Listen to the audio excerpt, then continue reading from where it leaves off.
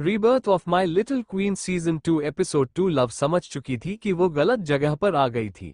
वो शर्मा गई थी क्योंकि वॉशरूम में कई लोग मौजूद थे, लेकिन चूंकि उसने लड़के का लुक लिया हुआ था, लोगों को समझ नहीं आ रहा था कि एक लड़का लड़की की तरह आवाज कैसे निकाल सकता है। सभी हैरानी से लव को देख रहे थे, जैसे वे जानने की कोशिश कर रहे हों कि आखिर माजरा क्या है। द्रांश जब महसूस करता है कि हर कोई उसकी बेबी गर्ल को देख रहा था, तो उसकी आंखें बेहद ठंडी पड़ गईं। उसने अपनी कोल्ड नजरों से सभी को घूरकर देखा, जिससे वे इधर उधर देखने लगे। द्रांश ने लव की कमर पर अपनी पकड़ को थोड़ा कस दिया, फिर दांत पीसते हुए उसके कान में फुसफुसाया, बेबी गर्ल, आजकल मैं तुम्हें समझ नहीं पा रहा हूँ। कभी तुम लड़कियों के साथ फ्लर्ट करती हो और कभी मर्दों के वॉशरूम में आ जाती हो। क्या तुम्हें ये सब देखने में मजा आता है? लव का चेहरा और भी ज्यादा लाल पड़ गया। वो कुछ कहना चाहती थी, मगर शर्म के कारण बोल नहीं पा रही थी। ऊपर से वह अपना चेहरा उठाकर आसपास देख भी नहीं सकती थी। जब द्रांश ने देखा कि वह अपना सिर उसके सीने में छुपा रही थी, तो उसने उसके कॉलर को पकड़कर उसे खुद से दूर करने की कोशिश की और ठंडे भाव से कहा, मिस्टर प्रेम, यह मर्दों का वॉशरूम है। तुम मुझे गले लगाकर क्या करने की कोशिश कर रहे हो? अगर तुम मुझसे दूर नहीं हुए, तो लोग समझेंगे कि हमारे बीच कुछ है, और मैं अपने बारे में ऐसी गलतफहमी बर्दाश्त नहीं कर सकता। उसने ये सब बहुत तेज आवाज में कहा था, जिससे आसपास के लोग उसकी बात सुन सके। अब कोई भी उन दोनों पर ध्यान नहीं दे रहा था, और सभी वहां से जाने लगे थे। ये देखकर द्रांश लव को लेकर एक साइड में चला गया। सभी लोग जल्दी से वहां से निकल गए, लेकिन वे द्रांश से लगभग 4 से 5 फीट की दूरी पर ही रुके थे। जैसे ही वे चले गए, लव ने जल्दी से अपनी आंखें खोल ली, मगर उसका चेहरा अभी भी पूरी तरह लाल था। द्रांश उसे नजरअंदाज करता हुआ वॉशरूम से बाहर जाने लगा। द्रांश के वॉशरूम से बाहर आते ही लव होश में आई और जल्दी से उसके पीछे भागते हुए बोली, क्या तुम्हें वॉशरूम में नहीं जाना था? तुम ऐसे क्यों जा रहे हो? द्रांश अचानक रुक गया और बिना पीछे मुड़े शैतानी मुस्कान के साथ बोला, क्या तुम मुझे वॉशरूम जाते हुए देखना चाहती हो, बेबी गर्ल? तुम इतनी बेशर्म तो नहीं थी। ओह सॉरी, तुम तो इससे भी ज्यादा बेशर्म हो। लव गुस्से में अपनी कमर पर हाथ रखकर बोली, द्रांश, तुम बेवजह गुस्सा कर रहे हो। मैं कब बेशर्म बनी? मैंने तो बस इसलिए पूछा क्योंकि तुम्हें वॉशरूम जाना था, वरना तुम यहाँ क्या करने आते? द्रांश उसकी तरफ मुड़ा और उसके गालों पर चुटकी लेते हुए उसकी आंखों में घूरकर सर्द आवाज में कहा, क्या तुम भूल गई जब मैं ऋषि के घर था, तब तुम कैसे विंडो से कूदकर मेरे रूम में आई थी? यही नहीं, बेशर्म की तरह मेरे ऊपर सो भी गई थी। फिर कैसे तुमने अपने कपड़े मेरे सामने उतार? इतना कहते ही वो अपनी बात अधूरी छोड़ देता है। द्रांश फिर से जाने लगा।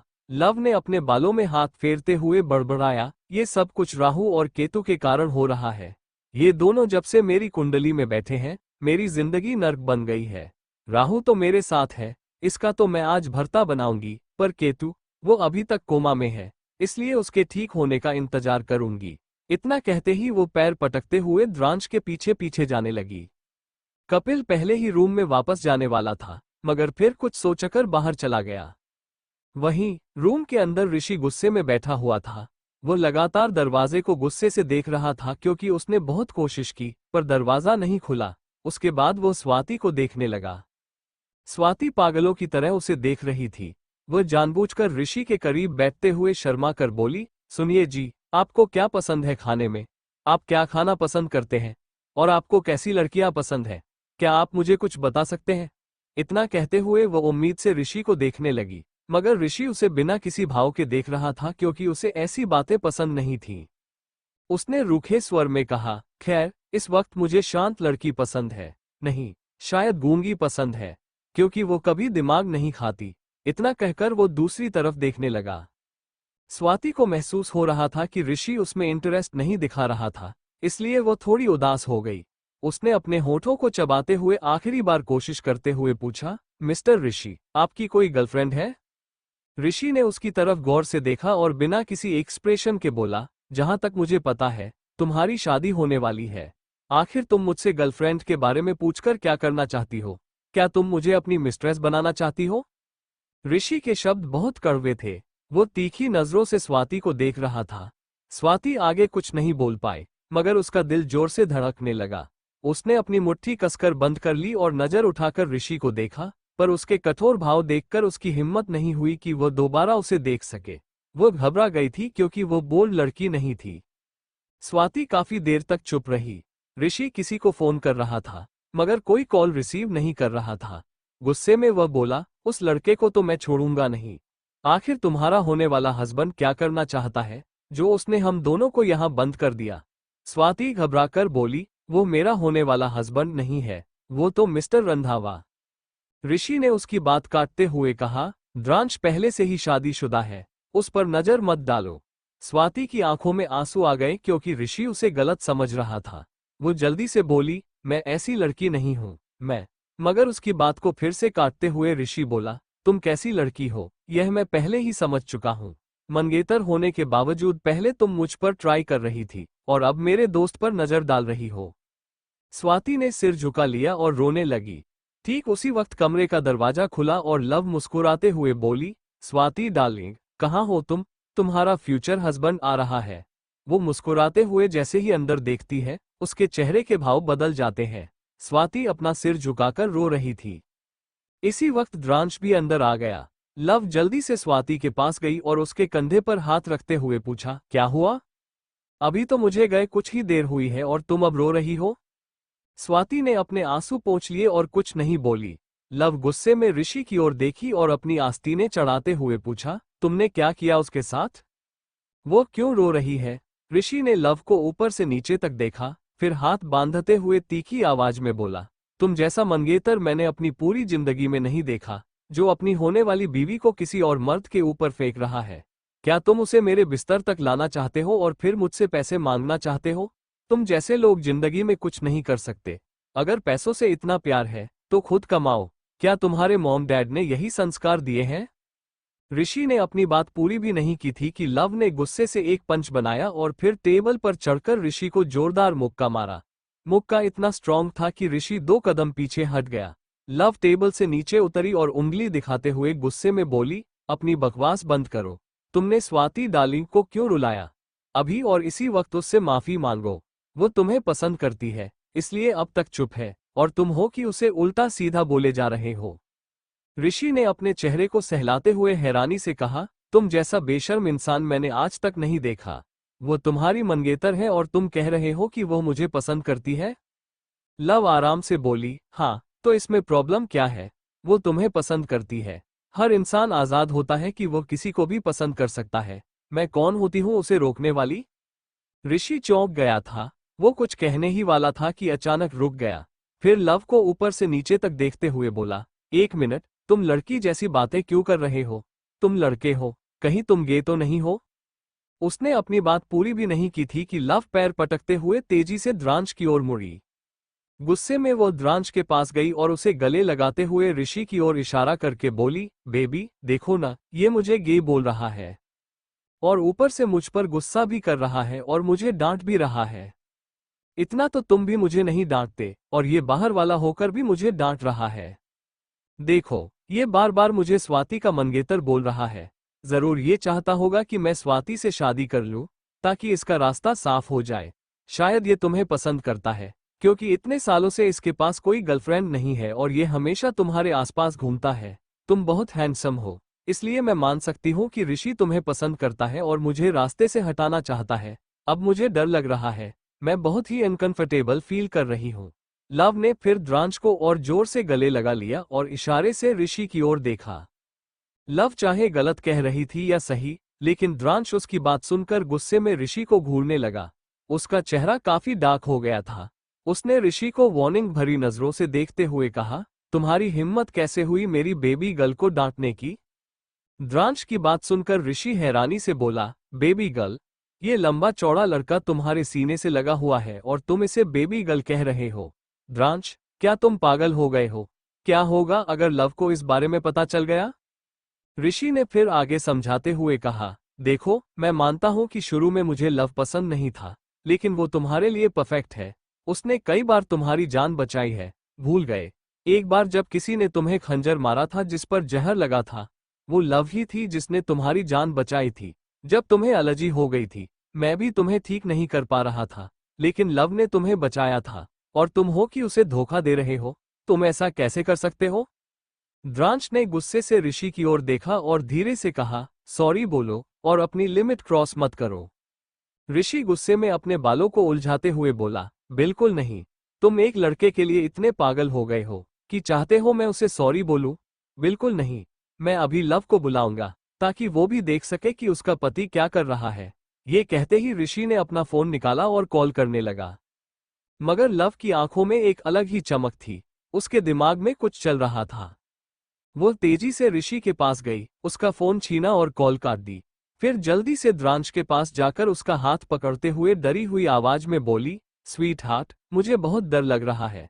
तुमने तो कहा था कि ऋषि तुम्हारे खिलाफ कभी नहीं जाएगा और वो हमारे अफेयर के बारे में तुम्हारी बीवी को कभी नहीं बताएगा। लेकिन अब वो लव को कॉल कर रहा है। क्या होगा अगर तुम्हारी बीवी को हमारे अफेयर के बारे में पता चल गया तो? अगर उसने मेरे साथ कुछ किया तो मैं क्या करूंगी? इतना कहते ही लव का चेहरा उदास हो गया, जैसे वो बहुत परेशान हो। ऋषि ने गहरी सांस लेते हुए कहा, द्रांश, अभी भी देर नहीं हुई है। मैं लव को कुछ नहीं बताऊंगा। द्रांश अपने माथे को रगड़ते हुए ऋषि की ओर ऐसे देखने लगा जैसे वो अगले ही पल उसे विंडो से बाहर फेंक देगा। फिर वो लव की कमर में हाथ डालकर उसे वहां से ले जाने लगा, लेकिन ऋषि चिल्लाते हुए बोला, रुक जाओ। लव ने झूठे आंसू पोंछते हुए कहा, मिस्टर द्रांश, ऋषि सही कह रहा है। समाज हमारे रिश्ते को एक्सेप्ट नहीं करेगा। बेहतर होगा कि आप लव के साथ ही खुश रहें। काश मैं आपसे पहले मिला होता तो आज आप मेरे होते। मैं आपके और लव के बीच नहीं आऊंगा। आपके बिना जीना थोड़ा मुश्किल है, पर मैं कोशिश कर लूंगा, वरना मैं जहर खाकर मर जाऊंगा। लेकिन कभी भी आप दोनों के बीच तीसरी पार्टी नहीं बनूंगा। लव ने अपना सिर नीचे करके हंसते हुए झूठे आंसू पोंछे और वहां से जाने लगी। द्रांश ने उसकी कॉलर पकड़कर उसे अपनी ओर खींच लिया और फिर ऋषि को घूरते हुए वार्निंग दी, यूल पे फॉर दिस। इतना कहते ही द्रांश लव की कमर में हाथ डालकर उसे वहां से ले जाने लगा। लव ने चुपके से पीछे मुड़कर ऋषि को देखकर आंख मारी, जिससे ऋषि और भी ज्यादा चिढ़ गया। इसके बाद उसने गुस्से में स्वाति को देखा तो स्वाति 2 कदम पीछे हट गई। लव और द्रांश कार के अंदर थे। कपिल कार चला रहा था। द्रांश अपनी एक मीटिंग अटेंड कर रहा था, इसलिए लव ने उसे परेशान नहीं किया। वह किसी गहरी सोच में गुम थी। उसने तिरछी नजरों से द्रांश को देखा, जो फ्रेंच भाषा में मीटिंग कर रहा था। वह काफी अच्छे तरीके से बोल रहा था। लव तो उसे देखकर मंत्रमुग्ध हो गई थी, पर फिर कुछ सोचकर जल्दी से होश में आ गई। वो खिसकते हुए एकदम से पैसेंजर सीट पर जाकर बैठ गई। द्रांश ने यह नोटिस किया, मगर उसने कुछ कहा नहीं, लेकिन उसके हाथों की मुट्ठी कस गई थी। ये देखकर अंदाजा लगाया जा सकता था कि उसे लव का पैसेंजर सीट पर बैठना बिल्कुल पसंद नहीं आया। लव कपिल को घूरते हुए जल्दी से उसकी तरफ झुक गई। ये देखकर कपिल डरते हुए एक नजर पीछे की तरफ देखता और फिर घबराकर बोला, मैडम, आप क्या कर रही हैं? अगर बिग बॉस ने देख लिया तो मेरी खैर नहीं। लव ने उसके सर पर मारते हुए कहा, चुपचाप बैठे रहो और मुझे ये बताओ, क्या द्रांश से मिलने कोई आया था? उसने सीधे तौर पर अथर्व का नाम नहीं लिया, मगर कपिल समझ गया। उसने मुंह बनाते हुए कहा, आप सीधे क्यों नहीं पूछती कि आप अथर्व के बारे में जानना चाहती हैं? लव ने महसूस किया कि कपिल पहले से ही उसके इरादों को जानता है, इसलिए उसने कुछ भी नहीं छुपाया और उसे आदेश देते हुए बोली, अब जल्दी से मुझे बताओ, उसने क्या किया है? लव की बात सुनकर कपिल ने एक नज़र मिरर से द्रांश को देखा, जिसका पूरा ध्यान सिर्फ लैपटॉप पर था। फिर उसने जल्दी से अपने ब्लेजर की पॉकेट से एक दवा का पैकेट निकालकर लव को देते हुए धीरे से कहा, मैडम, यह वह दवा है जो अथर्व सर बिग बॉस के लिए लेकर आए थे। उन्होंने कहा था कि बिग बॉस को रात में नींद नहीं आती, इसलिए वो उनके लिए अपने एक दोस्त से ये दवाई लेकर आए हैं। पर पता नहीं क्यों, मुझे पहली बार उनके इरादे कुछ ठीक नहीं लग रहे थे। लेकिन मैडम, आप प्लीज बिग बॉस को ये सब मत बताइएगा, वरना वो मेरा बोनस काट लेंगे। लव उन दवाओं को देखते हुए आराम से बैठते हुए बोली, चिंता मत करो, इस महीने मैं तुम्हें डबल बोनस दूंगी। तुमने बहुत अच्छा काम किया है। आगे भी तुम्हें उस इंसान को द्रांश से दूर रखना है। ये सुनकर कपिल खुश हो गया, लेकिन उसे एक ठंडक महसूस हो रही थी। उसके माथे से पसीना निकलने लगा। उसने अपने पसीने को पोंछते हुए मिरर में देखा तो द्रांश अपनी लाल आंखों से उसे ही देख रहा था। वो कपिल और लव की फुसफुसाहट सुन पा रहा था, बस यह नहीं सुन पा रहा था कि वे किस बारे में बात कर रहे थे। उसे दोनों का इतना करीब और चुपचाप बात करना बिल्कुल पसंद नहीं आया था। द्रांश की लाल आंखें देखकर कपिल डरते हुए जल्दी से ड्राइविंग पर फोकस करने लगा। एक पल के लिए उसका हाथ स्टीयरिंग व्हील से छूट गया था, मगर उसने किसी तरह अपने डर को काबू में रखते हुए कार को संभाल लिया। लव लगातार उन टैबलेट्स को देख रही थी। उसने जल्दी से एक टैबलेट निकाली और उसे टेस्ट किया। अगले ही पल उसके चेहरे के एक्सप्रेशन बदल गए। उसने घूरकर उस टैबलेट को देखा और दोबारा टेस्ट किया। उसके चेहरे के एक्सप्रेशन देखकर ही पता चल रहा था कि उन दवाओं में कुछ गड़बड़ थी। लव मुड़कर एक बार द्रांश को देखती और फिर उस दवा को देखते हुए गुस्से से दांत पीस लेती। उसने अपने गुस्से को कंट्रोल में करने के लिए विंडो खोलकर बाहर की तरफ देखा। हवाएं उसके बालों को उड़ाते हुए उसके चेहरे को छू रही थीं, जो लव को थोड़ा सुकून दे रही थी। लव ने धीरे से अपनी आंखें बंद की और अपने मन में कहा, अथर्व, तुम अपनी लिमिट क्रॉस कर रहे हो। मुझे ये तो पता है कि द्रांश को जो एलर्जी हुई थी वो सब तुम्हारे कारण ही हुई थी। उस वक्त तुम और द्रांश काफी छोटे थे, तब तुम उसे नुकसान पहुंचा सकते थे। तो अब तो तुम इतने बड़े हो चुके हो, इसलिए कोई हैरानी नहीं कि तुमने ऐसी दवा द्रांश को दी है। मैं भी जानना चाहती हूँ, आखिर तुम्हारे किस दोस्त ने तुम्हें ऐसी दवा दी है? लव पलटकर कपिल को देखते हुए गंभीर आवाज में बोली, क्या तुम उससे पूछ सकते हो कि उसके किस दोस्त ने उसे ये दवा दी है? मैं एक बार उससे मिलना जरूर चाहती हूँ। उसके बोलने के टोन से कपिल समझ गया था कि कुछ गड़बड़ थी। उसने एक नज़र द्रांश को देखा, फिर कार की स्पीड को धीमा करते हुए धीरे से लव से पूछा, मैडम, मुझे ये तो पता है कि इस दवा में कुछ गड़बड़ थी, मगर क्या आप बता सकती हैं इसमें क्या है? लव ने दवा का पैकेट सामने रखते हुए कपिल से ठंडी आवाज में कहा, इसमें से एक टैबलेट तुम किसी भी रिसर्च सेंटर को दे सकते हो और दूसरा टैबलेट मेरे बताए हुए रिसर्च सेंटर को दो। फिर तुम दोनों का रिजल्ट देखना, तुम्हें पता चल जाएगा कि इसमें क्या है और इसका इफेक्ट भी। लव ने इससे ज्यादा कुछ नहीं कहा, पर वो अच्छे से जानती थी कि यह कैसी दवाई थी। कुछ ही देर में वे दीक्षित मैंशन के बाहर पहुंच गए थे, मगर अभी भी अंदर नहीं गए थे। उसी वक्त एक और कार वहां रुकी। उसमें ऋषि और स्वाति थे। स्वाति जल्दी से कार से बाहर निकल आए, मगर वो उदास लग रही थी। उसने पीछे मुड़कर ऋषि की कार को देखा, फिर चुपचाप विला के अंदर जाने लगी। लव कार से निकलते ही बैक सीट का डोर ओपन कर दी और द्रांश के होठों पर एकदम से किस करते हुए बोली, baby, don't go to the hotel, stay here with us. और फिर वो जल्दी से चली गई। द्रांश अपनी जगह पर शॉक हो गया था। वो तब तक लव को देखता रहा जब तक लव अंदर चली नहीं गई। उसने अपने लैपटॉप को एकदम से बंद किया और कपिल को कोल्ड वॉइस में ऑर्डर दिया, इन दवाओं को रिसर्च लैब में भेजो, जैसा कि बेबी गर्ल ने कहा है। उसकी आवाज में कोई भाव नहीं था। उसे देखकर पता नहीं चल रहा था कि वो अथर्व पर शक कर रहा है या नहीं। कुछ सोचकर द्रांश ने अपना फोन निकाला और किसी को मैसेज कर दिया। कपिल तुरंत कार स्टार्ट कर चुका था, क्योंकि द्रांश की एक और मीटिंग थी जो ऑफिस में थी। ऋषि भी उनके पीछे पीछे चला गया था। लव स्वाति को लेकर विला के अंदर चली गई। विला के अंदर पहुंचते ही लव और स्वाति ने देखा कि हॉल में दिव्या इधर उधर भाग रहा था और विशाखा उसके पीछे पड़ी थी। विशाखा के हाथ में इस वक्त एक छड़ी थी। वो गुस्से में बोली, शैतान बच्चे, इधर आओ, वरना मैं तुम्हें पीट पीट कर कुचुम्बर बना दूंगी। दिव्या इधर उधर भागते हुए हंसते हुए बोला, पहले आप दिव्या को पकड़कर तो दिखाइए। इतना कहते ही उसकी नजर लव पर पड़ गई, तो उसकी आंखों में एक चमक आ गई। विशाखा छड़ी को उठाकर दिव्या को मारने वाली थी कि अचानक लव गुस्से में बोली, रुक जाओ। उसकी आवाज सुनते ही विशाखा एकदम चौंक गई। वो घबरा गई थी। उसने पलटकर लव को देखा तो जल्दी से छड़ी को फेंक दिया और मुस्कुराते हुए बोली, प्रेम, तुम आ गए। लव आगे आते हुए दिव्या का हाथ पकड़ ली और गुस्से में विशाखा से बोली, तुम ये क्या कर रही थी? क्या तुम इतने छोटे से बच्चे को मारने की कोशिश कर रही थी?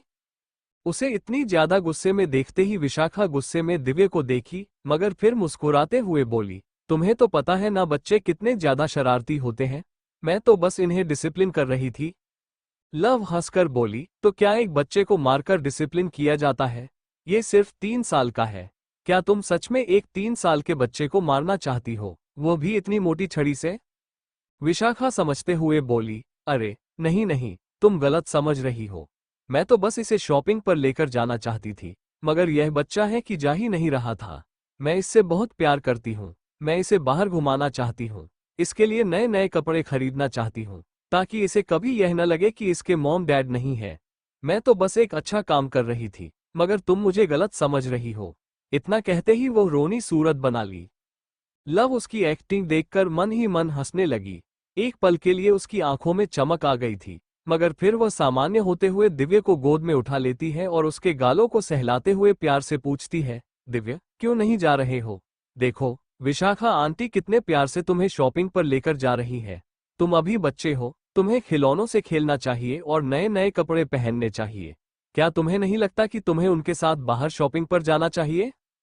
इतना कहकर उसने आंख मार दी। दिव्य उसके चेहरे को समझ गया, इसलिए खुश होकर बोला, हाँ, दिव्य को बाहर घूमने जाना है और शॉपिंग भी करनी है, ढेर सारी। इतना कहते ही वह अपने दांत दिखाने लगा। लव मुस्कुराते हुए विशाखा से बोली, देखो समस्या हल हो गई।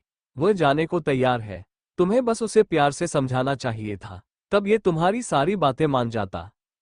विशाखा मुस्कुराने लगी। हालांकि उसने झूठ बोला था कि वो दिव्य को शॉपिंग पर लेकर जाना चाहती है, मगर प्रेम को इम्प्रेस करने के लिए वो ये सब करने को भी तैयार थी। विशाखा ने एक नज़र स्वाति को देखा, फिर उसे नज़रअंदाज करते हुए लव का हाथ पकड़कर बोली, प्रेम तुम भी हमारे साथ क्यों नहीं चलते? मैं तुम्हें भी एक गिफ्ट देना चाहती हूँ। ऊपर से लगता है दिव्य तुम्हें ज्यादा पसंद करता है, इसलिए अगर तुम रहोगे तो वो शैतानी नहीं करेगा। लव ने अपनी भौहें उठाईं और मन ही मन सोची, तो ये लड़की खुद मुझे इनवाइट कर रही है अपने पैसे खर्च करवाने के लिए। कोई बात नहीं, जब यह मुझे शॉपिंग करवाना चाहती है तो मैं भी दिल खोलकर इसे लूट सकती हूँ। वैसे भी यहाँ पर पहनने के लिए मेरे पास कपड़े भी नहीं है। मुझे द्रांश को मनाने के लिए उसके लिए भी एक गिफ्ट चाहिए और कल करवा चौथ भी है, इसलिए मुझे और ज्यादा शॉपिंग करनी है। ये सब सोचते हुए वो उत्साहित हो गई और तुरंत हाँ कर दी। विशाखा की खुशी का तो कोई ठिकाना ही नहीं रहा।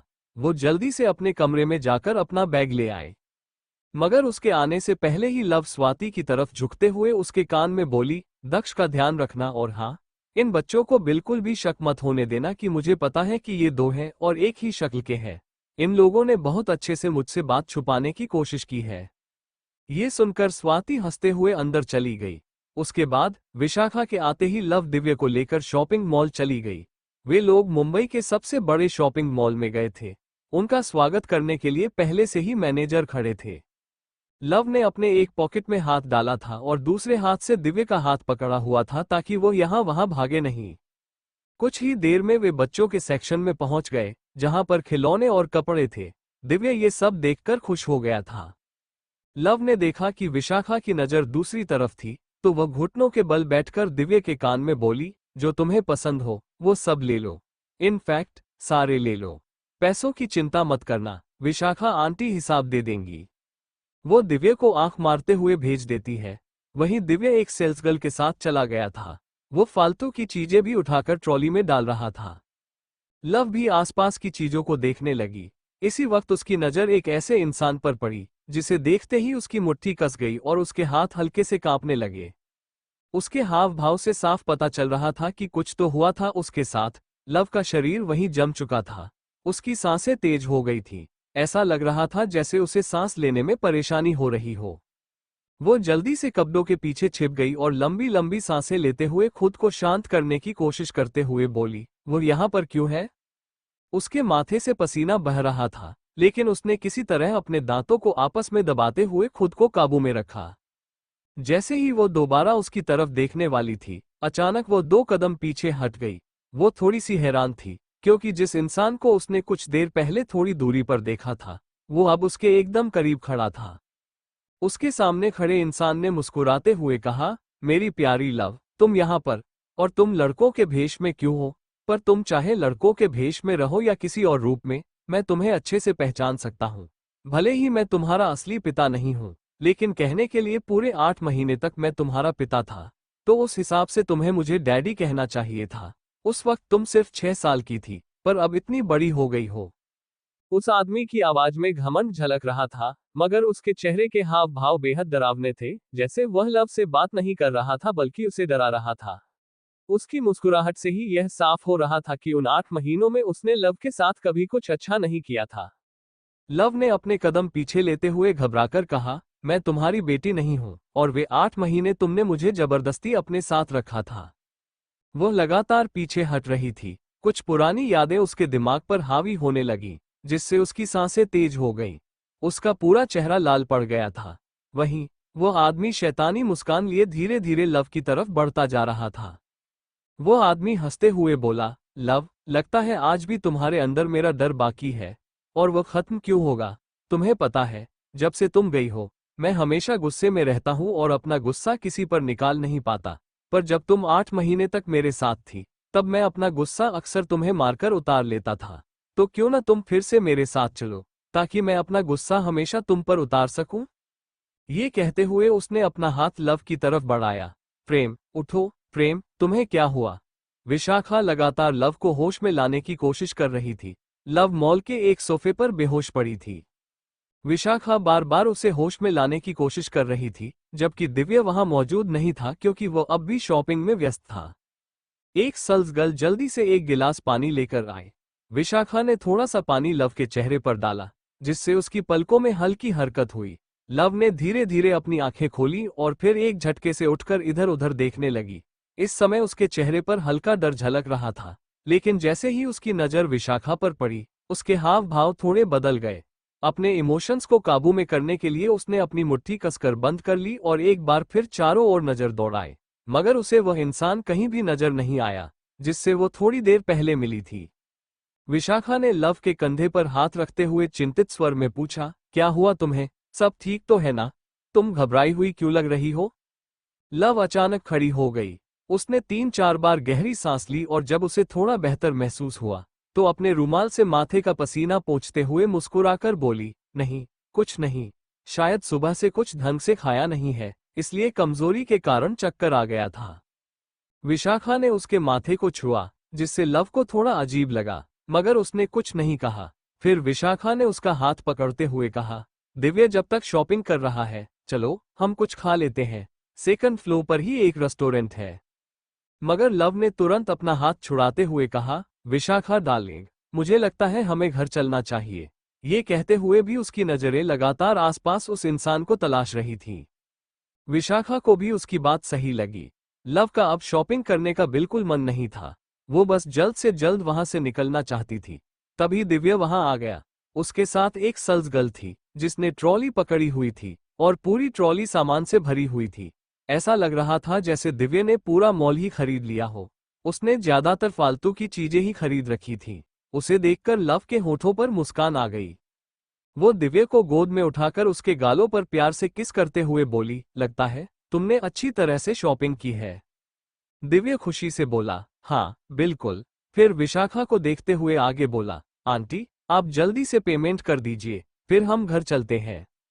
विशाखा इतनी सारी खरीदारी देखकर हैरान रह गई। वो कुछ कहती, इससे पहले ही लव ने सेल्स गर्ल को इशारा कर दिया कि वो सारा सामान ले जाए। सेल्स गर्ल बिलिंग काउंटर की ओर बढ़ गई। विशाखा को देखकर लव मुस्कुराते हुए बोली, विशाखा जल्दी से पेमेंट कर दो, फिर हम निकलते हैं।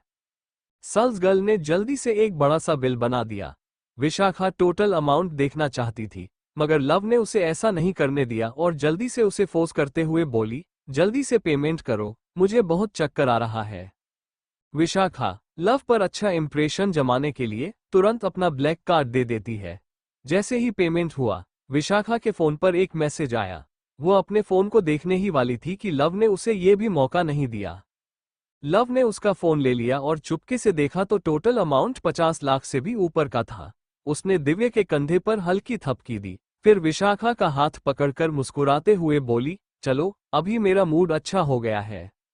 बाहर पहुंचते ही उन्होंने बॉडीगार्ड को सारा सामान लाने के लिए कहा, फिर वे वहां से निकल गए। बेचारी विशाखा, उसे तो पता भी नहीं था कि दिव्य ने कितनी महंगी शॉपिंग कर ली थी।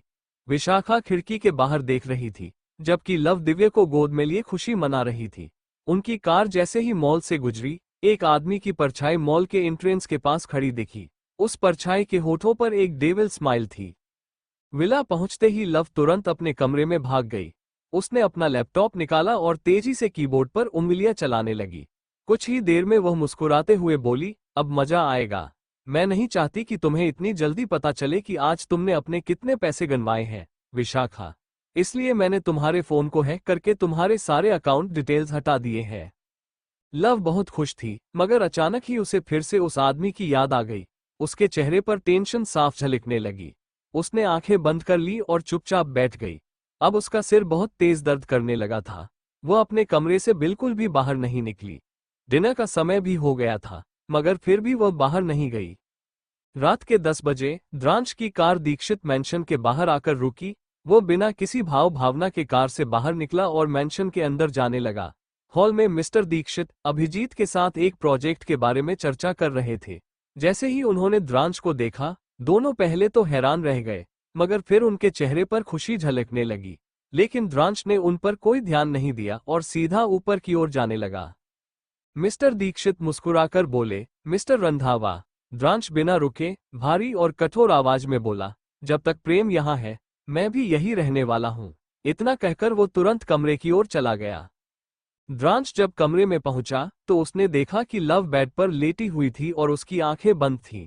वो कुछ देर तक उसे चुपचाप देखता रहा, फिर अपने कपड़े उठाकर चेंजिंग रूम में चला गया। कुछ देर बाद वो शावर लेकर वॉशरूम से वापस आया। द्रांश ने इस वक्त अपनी कमर पर एक सफेद तौलिया बांधा हुआ था। वो अपने गीले बालों को दूसरे तौलिए से पोंछ रहा था। उसने देखा कि लव अभी भी वैसे ही लेटी हुई थी। बालों को पोंछने के बाद उसने तौलिया फेंका और लव के करीब चला गया। लव को महसूस हुआ कि कोई उसके पास खड़ा है। उसने अपनी आंखें खोलकर देखा तो द्रांश को अपने इतने करीब पाकर वह हैरान रह गई। उसे तो पता भी नहीं चला था कि द्रांश कब आया था। द्रांश उसके माथे को चूमते हुए प्यार से बोला, baby girl, what happened? Love जब से उस आदमी को देख चुकी थी, तब से वो भीतर ही भीतर घबराई हुई थी। बस उसने किसी के सामने अपनी फीलिंग को जाहिर नहीं किया था।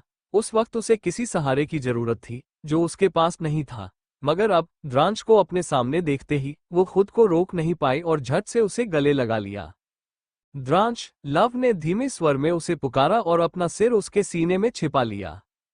द्रांश को उसका यूं शांत रहना अच्छा नहीं लग रहा था। वो समझ चुका था कि कुछ गड़बड़ है। उसने लव के बालों को सहलाते हुए भारी आवाज में पूछा, बेबी गर्ल, व्हाट हैपेंड? क्या कुछ हुआ है? क्या किसी ने तुम्हें परेशान किया? जैसे जैसे वो बोल रहा था, उसकी आवाज में गुस्सा झलकने लगा। उसके एक्सप्रेशन डार्क हो गए थे। उसकी पकड़ लव पर कस गई थी। लव का मन भारी हो गया।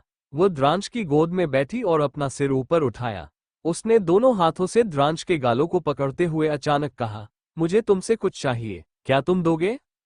लव की आवाज में कोई भाव नहीं थे, मगर उसकी बॉडी लैंग्वेज कुछ और ही बता रही थी। द्रांश उसकी बात समझ नहीं पाया। जब द्रांश ने कोई जवाब नहीं दिया, तो लव अधीर होकर फिर से बोली, आंसर मी, क्या तुम मुझे वो दोगे जो मैं मांगूंगी? द्रांश ने उसे खुद से और करीब करते हुए सिर हिला दिया। तभी लव उसे अचानक चूमने लगी। द्रांश को उम्मीद नहीं थी कि लव ऐसा करेगी। उसने जल्दी से लव को खुद से दूर किया और हैरानी से बोला, baby girl, what are you doing? Luv ने अपनी भौहें सिकोड़ते हुए कहा, अभी तुमने कहा कि मैं जो मांगूंगी तुम मुझे दोगे, तो फिर अब क्यों रोक रहे हो? द्रांश को लगा कि उसने कुछ गलत सुन लिया है। उसने लव के माथे का तापमान चेक करते हुए पूछा, बेबी गर्ल, क्या तुम्हारी तबीयत सही नहीं है? तुम अजीब हरकतें कर रही हो। लव ने उसके हाथ पर हल्का सा प्रहार करते हुए कहा, जब तुम मुझे वो दे ही नहीं सकते, तो हाँ क्यों कहा? आह द्रांश, आई वॉन्ट यू। वो उसकी बातों की परवाह किए बिना उसे बेड पर गिरा देती है, फिर उसके ऊपर बैठते हुए उसे फिर से चूमने लगती है। उसकी हर किस में डर, गुस्सा, हताशा और एक गहरा दर्द छिपा था। द्रांश ने उसकी पतली कमर को पकड़कर उसे अपने नीचे दबा लिया और इस किस को और भी वाइल्ड बना दिया। लगभग 10 मिनट बाद द्रांश ने किस करना बंद कर दिया और लव के माथे से अपना माथा सटा लिया। लव तेजी से सांस ले रही थी। उसने द्रांश के गले में अपनी बाहें डालते हुए कहा, तुम रुक क्यों गए? द्रांश ने उसके दोनों हाथ पकड़कर उसके सिर के ऊपर दबा दिए, फिर उसके गालों को पकड़ते हुए ठंडी आवाज में बोला, तुम क्या करने की कोशिश कर रही हो? और अचानक तुम्हें ये सब क्यों करना है? पहले मुझे बताओ, तुम किस बात से परेशान हो, बेबी गर्ल? लव उस आदमी के बारे में सोचकर अपने होठों को दबाने लगी। द्रांश ने उसके शरीर में हल्की कपकपी महसूस की। उसने लव को अपने ऊपर लिटाया और ठंडे स्वर में कहा, baby girl, relax, don't panic. Dransh ने लव को देखा, जिसकी आंखें बंद थीं। वो बिना भाव के धीरे धीरे उसकी शर्ट के बटन खोलने लगा। द्रांश ने लव की उंगलियों में अपनी उंगलियां फंसाते हुए उसके होठों पर किस करते हुए सर्द आवाज में कहा, बेबी गर्ल, मैं तुम्हें आखिरी बार वार्निंग दे रहा हूं। मुझे सब कुछ बता दो, वरना तुम पूरी रात तड़पोगी, फिर भी मैं तुम्हारे करीब नहीं आऊंगा। लव ने मुंह बनाकर कहा, तुम मुझे जानबूझकर परेशान कर रहे हो। मैं तुम्हारे करीब आना चाहती हूँ। क्योंकि किसी ने कहा था कि अपनी परेशानी को दूर करने के लिए हमें अपने पार्टनर के साथ रोमांस करना चाहिए। द्रांश ने उसे बुरी तरह से देखा, जैसे वो उसी वक्त उसकी पिटाई कर देगा। उसने लव की कमर पर चिकोटी काटते हुए दांत पीसकर कहा, जब तुम परेशान होती हो तभी मेरे करीब आओगी क्या? बेबी गर्ल, क्या तुम मुझे जिगोलो समझ रही हो? लव का ध्यान थोड़ी देर के लिए भटक गया। वो हंसते हुए द्रांश के गालों को खींचते हुए बोली, स्वीट हार्ट, तुम गुस्सा करते हुए बहुत ही क्यूट लगते हो। और रही बात जिगोलो की, इतना कहते हुए उसने द्रांश के सीने पर हाथ रखा और आंख मारते हुए कहा, अगर तुम मेरे जिगोलो बनना चाहते हो तो मुझे कोई दिक्कत नहीं है। एक हस्बैंड के रूप में तुम मुझे कुछ भी करने से रोक सकते हो, लेकिन अगर तुम मेरे जिगोलो बन गए तो तुम मेरे खर्चे पर जिंदगी बिताओगे। फिर तुम्हें मेरी हर बात माननी होगी, फिर चाहे बेड हो या फिर बाहर। द्रांश को गुस्सा नहीं आया, बल्कि उसके चेहरे पर एक शैतानी मुस्कुराहट आ गई। उसने लव की शर्ट पहले ही निकालकर फेंक दी थी। वो उसे लस्ट भरी नजरों से देखते हुए कान में अपनी मैग्नेटिक वॉइस में फुसफुसाया, अगर तुम्हें जिगोलो इतने ही पसंद है तो आज रात मैं तुम्हारे लिए जिगोलो बनना पसंद करूंगा। देखते हैं एक जिगोलो के साथ रोमांस करते हुए तुम्हारे अंदर कितना स्टेमिना रहता है। लव ने आंखें चिढ़ाते हुए कहा, ओह रियली मिस्टर जिगोलो, देखते हैं तुम मुझे खुश कर पाते हो या नहीं। अगर नहीं कर पाए तो मैं तुम्हें धक्के मारकर रूम से बाहर निकाल दूंगी और तुम्हें पे भी नहीं करूंगी। द्रांश ने उसे अपने कंट्रोल में लेते हुए इंटरेस्ट के साथ कहा, फिर तो मुझे काफी अच्छा परफॉर्म करना होगा ताकि तुम मुझे जॉब से ना निकालो, वरना मेरा खर्च कौन उठाएगा? इतना कहते हुए द्रांश ने लव को किस करना शुरू कर दिया। लव ने भी उसकी गर्दन पर अपनी पकड़ टाइट कर ली। धीरे धीरे रूम का टेम्परेचर इंटेंस होने लगा था। खिड़की खुली हुई थी और पर्दे उड़ रहे थे। ठंडी हवाएं रूम के अंदर आ रही थी, लेकिन इस ठंड का असर द्रांश और लव पर नहीं हो रहा था। द्रांश लव को किस करते हुए धीरे धीरे उसकी गर्दन पर किस करने लगा और अपने हाथ उसके शरीर पर फिराने लगा। लव की आंखें बंद थी और वह द्रांश के इस एहसास में खो चुकी थी। मॉल में जो कुछ भी उसके साथ हुआ था वो सब कुछ भूल चुकी थी। उसका दिमाग अब काफी हल्का हो चुका था। द्रांश और लव अपनी एक अलग ही दुनिया में खो चुके थे। अब केवल उनकी हल्की हल्की परछाइयां ही नजर आ रही थीं। विशाखा पूरे समय बस लव के बारे में ही सोच रही थी। उसने देखा कि अभिजीत बेड पर लेटा हुआ सो रहा था, तो वह खुद से बोली, मैं डिवोर्स पेपर्स पर कैसे साइन करूं? कुछ तो करना होगा। इतना सोचते हुए वह भी बिस्तर के किनारे जाकर लेट गई, मगर उसने अभिजीत की तरफ अपनी पीठ कर ली थी। विशाखा भी जल्द ही गहरी नींद में चली गई। अगली सुबह जब लव की नींद खुली तो उसने देखा कि उसके आसपास कोई नहीं था। उसकी गर्दन और शोल्डर पर द्रांश के दिए गए निशान साफ नजर आ रहे थे।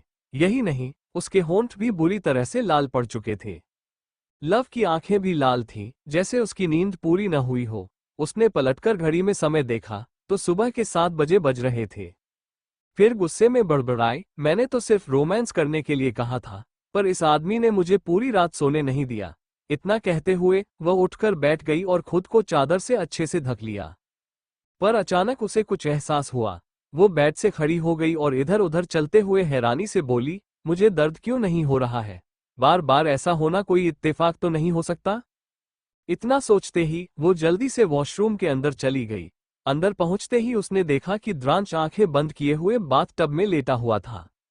द्रांश को देखते ही एक पल के लिए वह रुक गई, फिर अपने होठों को दबाते हुए धीरे धीरे उसके पास जाने लगी। किसी को अपने पास महसूस करके द्रांश ने अपनी आंखें खोलकर लव को देखा। लव भी गौर से द्रांश को देख रही थी। उसका चेहरा पूरी तरह एक्सप्रेशनलेस था। उसके भावों को समझना बहुत मुश्किल लग रहा था।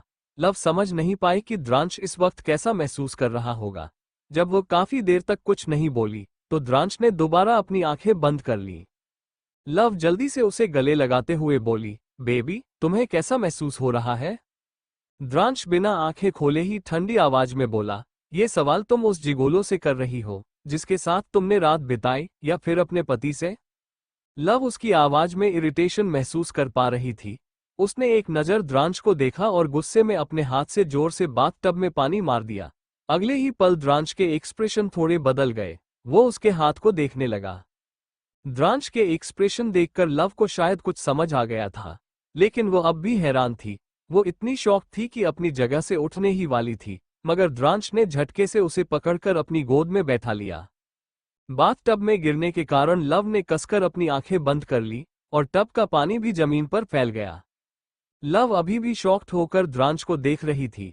द्रांश ने उसके गालों को दबाते हुए भारी आवाज में पूछा, baby girl, why are you looking at me like this? अब लव को पूरी सिचुएशन पर हंसी आ रही थी। द्रांश उसकी हंसी देखकर गुस्से से आग बबूला हो गया। लव उसके गुस्से को देखकर किसी तरह अपनी हंसी को छुपा लेती थी। जब द्रांश से यह बर्दाश्त नहीं हुआ तो उसने जबरदस्ती उसे किस करने की कोशिश की ताकि उसे सजा दे सके, लेकिन लव ने उसे किस करने नहीं दिया। कुछ देर बाद लव नीचे डाइनिंग टेबल पर आ गई। वो बहुत खुश लग रही थी। आज उसने ब्लैक कलर की शर्ट और ब्लैक पैंट पहनी थी। उसके गले में एक मफलर था। ये देखकर स्वाति उसे घूरते हुए पूछने लगी, प्रेम, क्या तुम्हें ठंड लग रही है जो तुम मफलर लेकर घूम रहे हो? माना कि अक्टूबर चल रहा है, पर इतनी भी ठंड नहीं है। लव खांसने लगी और तिरछी नजरों से द्रांश को देखा, जो ऑफिस के लिए तैयार होकर बाहर जा रहा था। वह जानबूझकर तेज आवाज में स्वाति से बोली, कुछ नहीं, रात को एक चींटी ने मुझे काट लिया था। मैं उस निशान को छुपाने के लिए मफलर पहन रही हूँ। द्रांश के कदम एकदम से रुक गए। चींटी शब्द सुनकर उसने लव को ऐसे देखा जैसे कह रहा हो, वापस आकर बताता हूँ कि चींटी कौन है। लव ने देखा कि ब्रेकफास्ट के बाद अभिजीत कितनी जल्दी में बाहर चला गया। ये देखकर उसके होठों पर डेविल स्माइल आ गई। अभिजीत काफी हड़बड़ी में निकला था, जैसे कोई प्रॉब्लम हो गई हो। ब्रेकफास्ट मिस्टर दीक्षित और अभिजीत के अलावा किसी ने नहीं किया था, क्योंकि आज करवा चौथ था। लव ने द्रांश को नहीं बताया था कि आज क्या दिन है और उसने व्रत भी रखा था। लव दिव्य के रूम में चली गई। दिव्य उस वक्त सो रहा था, मगर दक्ष उठ चुका था क्योंकि उसे जल्दी उठने की आदत थी। जैसे ही वो रूम से बाहर निकला, उसने देखा कि लव उसकी तरफ आ रही है, तो वो जल्दी से डोर बंद करके रूम के अंदर भाग गया। वो दिव्य को उठाने लगा, मगर दिव्य उठ नहीं रहा था, इसलिए दक्ष डरते हुए बेड के नीचे छुप गया। जब लव अंदर आए तो उसने देखा कि दिव्य गहरी नींद में सो रहा था। फिर वह दक्ष को ढूंढने लगी, लेकिन उसकी नजरों से दक्ष बच नहीं पाया, क्योंकि बेड के नीचे से उसके पैर नजर आ रहे थे। लव मुस्कुराते हुए सोचने लगी, दक्ष इतना छोटा है, फिर भी इस बच्चे को अच्छे से पता है कि इसे मुझसे छुपना है और अपनी सच्चाई बाहर नहीं आने देनी है। भले ही इसमें कॉन्फिडेंस न हो, मगर वो हर वक्त अलर्ट रहता है। लव ने बिल्कुल भी जाहिर नहीं किया कि उसने दक्ष को देख लिया था। वो दिव्य के पास जाकर उसे गोद में उठाते हुए बोली, उठो, सुबह हो गई है, ब्रेकफास्ट नहीं करना? दिव्य अभी भी नींद में था, इसलिए वो भूल गया था कि वे लोग कहाँ हैं। वह कसमसाते हुए बोला, मम्मा, थोड़ी देर और सोना है। लव ने उसकी नाक खींचते हुए कहा, बिल्कुल नहीं, चलो, आज मैं तुम्हें नहला देती हूँ। ये सुनते ही दिव्य ने एकदम से अपनी आंखें खोल ली, फिर शर्माते हुए बोला, मम्मा, आप ऐसा कैसे बोल सकती हैं? दिव्य बड़ा हो गया है, आप दिव्य को नहीं नहला सकती। वो अपने दोनों हाथों से अपना चेहरा छुपाने लगा। उसे इतना शर्माते हुए देखकर लव हंसते हुए बोली, मैं तुम्हारी मॉम हूँ, ऐसा तो नहीं है कि मैंने पहले तुम्हें नहीं नहलाया? दिव्य किसी तरह लव की गोद से उतर गया और वॉशरूम में घुसते हुए दरवाजा बंद करने से पहले शर्माते हुए बोला, मॉम, दिव्य एक बॉय है और आप एक गर्ल हो, इसलिए आप दिव्य को नहीं नहला सकती। अब दिव्य बड़ा हो गया है, अगर आपने जिद की तो दिव्य डैडी से शिकायत करेगा कि आप एक बॉय को नहलाना चाहती है। इतना कहकर उसने लव के मुंह पर दरवाजा बंद कर दिया। लव तो शौक होकर अपनी जगह पर खड़ी रह गई। वो सोचने लगी कि क्या वो 3 साल के बच्चे को भी नहला नहीं सकती। लव हैरान होकर अभी भी बेड पर बैठी थी। जब दिव्य नहा चुका तो वह अपना छोटा सा बाथरोब पहनकर बाहर आया। उसने लव को कोई मौका नहीं दिया और खुद ही अपने कपड़े पहन लिए। जब उसने देखा कि लव उसे देख रही थी तो वह थोड़ा गुस्से में बोला, मम्मा, आप एक बॉय को कपड़े बदलते हुए नहीं देख सकती। दिव्य को शर्म आ रही है, पर क्या आपको शर्म नहीं आ रही? लगता है डैडी से सच में शिकायत करनी पड़ेगी। लव कुछ कहना चाहती थी, मगर उसके पास शब्द नहीं थे। दिव्य खुद ही अपने बाल बना चुका था। वो पूरी तरह तैयार हो गया था। लव उसके पास जाकर उसके गालों को खींचते हुए हैरानी से पूछने लगी, एक बात बताओ, तुम्हें ये सब कौन सिखा रहा है? दिव्य एटीट्यूड में बोला, स्वाति बुआ ने कहा था कि बॉय को हमेशा इंडिपेंडेंट रहना चाहिए। लव उसे इतना बदलते हुए देखकर माथे पर हाथ रखकर रह गई। फिर उसे गोद में उठाकर घूरते हुए बोली, अगर मेरा बस चले तो मैं तुम्हें अपनी जेब में रख लूं। पहले वो राहु केतु तुम्हें बिगाड़ते थे, और अब ये स्वाति नाम की आफत भी आ गई। तुम उन सबकी बातें मत सुना करो। तुम अभी छोटे हो, खुद से ज्यादा कुछ नहीं कर सकते। क्या होता अगर तुम नहाते वक्त गिर जाते? लव दिव्य को ज्यादा नहीं डांटती थी। उसने उसे ब्रेकफास्ट करा दिया। वो जानबूझकर दिव्य के बालों को सहलाने लगी, फिर उसके एक बाल को तोड़ लिया। ठीक 1 घंटे बाद उसे दक्ष के भी बाल मिल चुके थे। इसके बाद वो सीधा हॉस्पिटल चली गई ताकि दोनों बच्चों के साथ अपना डीएनए टेस्ट करवा सके। भले ही पिछले जन्म में आदित्य ने उसे सच बताया था, मगर वो एक बार फिर कंफर्म करना चाहती थी। हॉस्पिटल से निकलते हुए लव अचानक एक जाने पहचाने इंसान को देखकर रुक गई। वो जल्दी से दीवार के पीछे छिप गई। उसने देखा कि अभिजीत हॉस्पिटल के अंदर एक लड़की को लेकर आ रहा था। उस लड़की की उम्र लगभग 26 साल होगी। वो प्रेग्नेंट थी और उसे देखकर ऐसा लग रहा था जैसे वो 6 से 7 महीने की गर्भवती हो। अभिजीत उसे बहुत प्यार से पकड़कर अंदर की तरफ आ रहा था। लव गौर से उन दोनों को देख रही थी। उसके सामने कुछ लोग मौजूद थे। इस बात का फायदा उठाकर वह छिप गई। तभी उसके कानों में अभिजीत की आवाज पड़ी, बेबी आराम से चलो, हमारा होने वाला बच्चा जल्दी ही इस दुनिया में आने वाला है, हमारी इकलौती प्यार की निशानी। उसके बाद मैं तुम्हें जल्दी ही अपनी फैमिली से मिलवाऊंगा। वो लड़की गुस्से में बोली, हमारी शादी को इतना वक्त हो गया है, मगर अभी तक तुमने मुझे अपनी फैमिली से नहीं मिलवाया। मैं तुमसे बात नहीं करूंगी। अभिजीत उसे मनाते हुए अंदर लेकर जा रहा था। लव तो हैरान थी। वो खुद से बड़बड़ाने लगी, क्या? लेकिन जहां तक मुझे पता था, अभिजीत का अफेयर तो किसी और लड़की के साथ था। फिर अचानक से एक और लड़की और इसका बच्चा कहां से आ गया? ये तो बड़ी पहेली है। भले ही विशाखा मेरी दुश्मन है, मगर मुझे उस पर तरस आ रहा है। लव ने तुरंत अपना फोन निकाला और दोनों की फोटो खींच ली। इसके बाद वो उन दोनों का पीछा करते हुए गायनेकोलॉजिस्ट डिपार्टमेंट की तरफ आ गई। इत्तेफाक से ऋषि भी वहीं था क्योंकि वो एक डॉक्टर से मिलने आया था। वो जैसे ही वहां से जाने लगा, उसकी नजर लव पर पड़ गई। वो शौक होकर बड़बड़ाया, ये लड़का यहाँ क्या कर रहा है? इसने पहले द्रांश को फंसाया और अब यहाँ घूम रहा है। कहीं इसके पास कोई गर्लफ्रेंड तो नहीं जिसे इसने प्रेग्नेंट कर दिया हो? अगर ऐसा है तो मुझे द्रांश को बुलाना चाहिए। इतना कहते ही वो डेविल स्माइल करने लगा। उसने लव की फोटो क्लिक की और सीधा द्रांश को भेज दी। फिर द्रांश को कॉल किया। कुछ देर में द्रांश ने कॉल रिसीव कर लिया तो ऋषि हंसते हुए बोला, द्रांश क्या तुमने मेरी भेजी हुई फोटो देखी? तुम एक लड़के के लिए लव को धोखा दे रहे हो। देखो, उसने किसी को प्रेग्नेंट किया है और अब उसे गायनेकोलॉजिस्ट के पास लेकर आया है। मैं अभी उसके पीछे ही जा रहा हूँ। जल्दी ही तुम्हें इस धोखेबाज की असलियत दिखाऊंगा। इतना कहकर उसने कॉल कट कर दिया। लव चुपके चुपके अभिजीत के पीछे जा रही थी।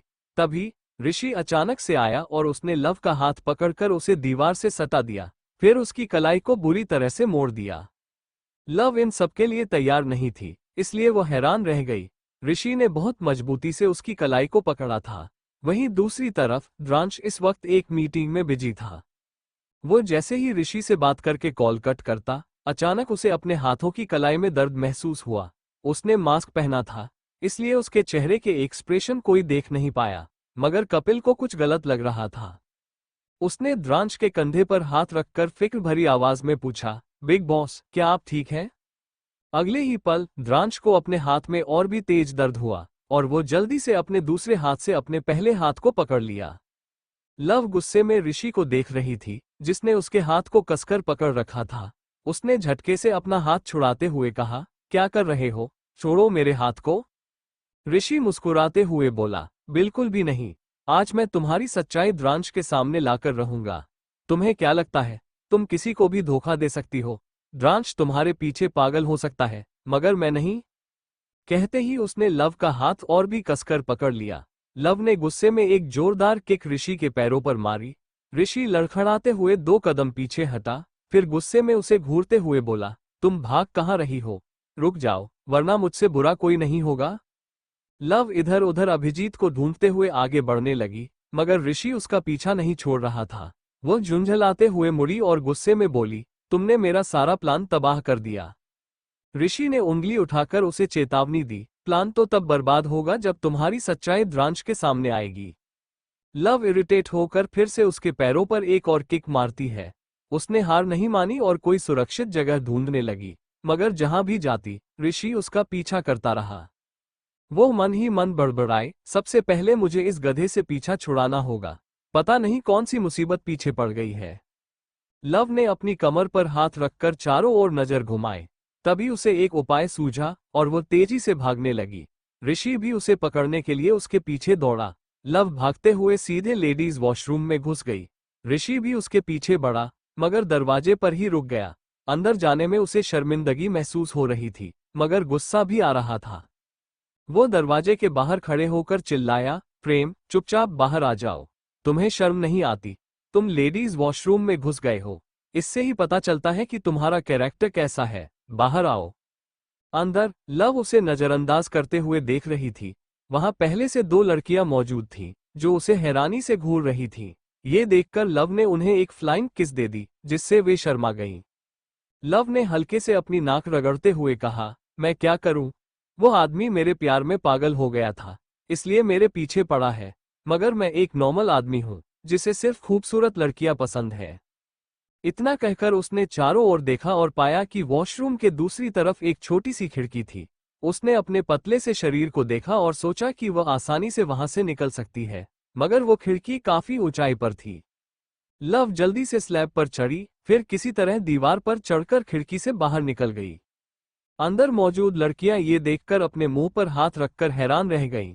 लव के चाम से वे मंत्रमुग्ध हो गई थीं, मगर जल्दी ही ऋषि की आवाज सुनकर होश में आ गईं। जब वे दोनों लड़कियां वॉशरूम से बाहर निकली, तो ऋषि को अजीब नजरों से घूरते हुए निकल गईं। ऋषि हैरानी से बोला, मैंने क्या किया? वो इधर उधर देखने लगा और फिर वॉशरूम के अंदर जाने ही वाला था कि उनमें से एक लड़की गुस्से में चिल्लाई, तुम क्या कर रहे हो? क्या तुम पागल हो गए हो? तुम ऐसे कैसे लेडीज वॉशरूम में जा सकते हो? ऋषि थोड़ा शर्मिंदा हो गया। वो कुछ कहना चाहता था, मगर कुछ बोल नहीं पाया। वो लड़की उसे उंगली दिखाकर बोली, अगर तुम अभी और इसी वक्त यहाँ से नहीं गए, तो मैं पुलिस को कॉल करके कहूंगी कि तुम लड़कियों के वॉशरूम पर नजर रखते हो। ऋषि सन रह गया, उसका खून मानो जम सा गया था। वो हकला कर बोला, सॉरी, मैं। इसके आगे वो कुछ बोल नहीं पाया और जल्दी से वहां से भाग खड़ा हुआ। लव ने अभिजीत को ढूंढा, पर वो नहीं मिला, इसलिए वो गुस्से में अस्पताल से बाहर जाने लगी। मगर जैसे ही वो अस्पताल के बाहर पहुंची, अचानक उसके सामने लगभग 10 से 15 कारें तेज रफ्तार से आकर रुकी। लव हैरानी से 2 कदम पीछे हट गई। वह अभी तक ठीक से समझ भी नहीं पाई थी कि गार्ड्स कारों से निकलकर उसके चारों ओर खड़े हो गए। बीच वाली कार से द्रांश बिना किसी भाव के बाहर निकला और तेजी से उसके पास आया। उसने मास्क पहना हुआ था। वो लव के पास भागते हुए पहुंचा और उसके हाथ को पकड़कर ऊपर से नीचे तक ध्यान से देखने लगा। लव उसके स्पर्श से होश में आए। उसने हैरानी से पूछा, तुम यहाँ क्या कर रहे हो? द्रांश ने उसे गौर से देखते हुए कहा, are you fine, baby girl? Luv ने सिर हिला दिया, मगर वो अभी भी इस बात से हैरान थी कि द्रांश यहाँ क्यों आया था। अचानक उसके दिमाग में एक ख्याल आया, जिससे वह घबरा गई और मन ही मन सोचने लगी, 1 मिनट, कहीं इसे पता तो नहीं चल गया कि मैं यहाँ डीएनए टेस्ट कराने आई थी? मगर ऐसा कैसे हो सकता है? मुझे तो खुद भी नहीं पता कि मेरे बच्चों के पिता कौन हैं। भले ही उन्हें लैब में बनाया गया, मगर उसके लिए भी किसी पुरुष की जरूरत पड़ी होगी। मैं ये सब द्रांश को कैसे बताऊंगी? इतना सोचते ही उसने अपना माथा पकड़ लिया। उसे तनाव में देखकर द्रांश ने उसका हाथ पकड़ लिया। लव हल्का सा मुस्कुराते हुए बोली, मैं ठीक हूं, मगर तुम यहाँ इस वक्त क्या कर रहे हो? उसी समय ऋषि अस्पताल से बाहर आ चुका था। उसने दूर से ही द्रांश के गार्ड्स को पहचान लिया। वो अपने हाथ हिलाते हुए चिल्लाया, द्रांश, द्रांश। उसकी आवाज सुनते ही लव तुरंत समझ गई कि जरूर इस मूर्ख ऋषि ने ही द्रांश को बुलाया होगा ताकि उसकी सच्चाई उजागर कर सके। उसने निराशा से अपना सिर हिला दिया। द्रांश ने ऋषि को पूरी तरह नजरअंदाज करते हुए लव को कार के अंदर बिठा लिया। उनकी कार तुरंत वहां से निकल गई। वहीं ऋषि द्रांश को आवाज देता रह गया।